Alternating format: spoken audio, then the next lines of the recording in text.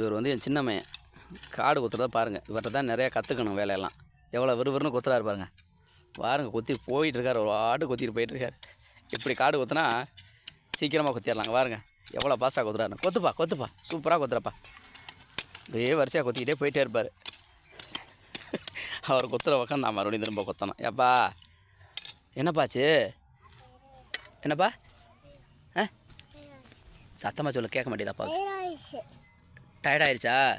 என்ன பண்ண போறியா? வெட்ட போகிறீங்களா? சரி. பொய் சொன்னீங்களா? உண்மை சொன்னீங்களா? நெசம் சொன்னீங்களா? பொய். அப்போ டயர்ட் ஆகலை, வேலை செய்கிறீங்க. Very good. கொத்துங்க.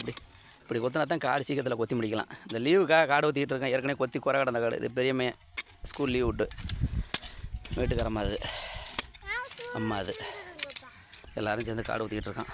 சப்ஸ்கிரைப் பண்ணுங்கள், லைக் பண்ணுங்கள். நன்றி அனைவருக்கும்.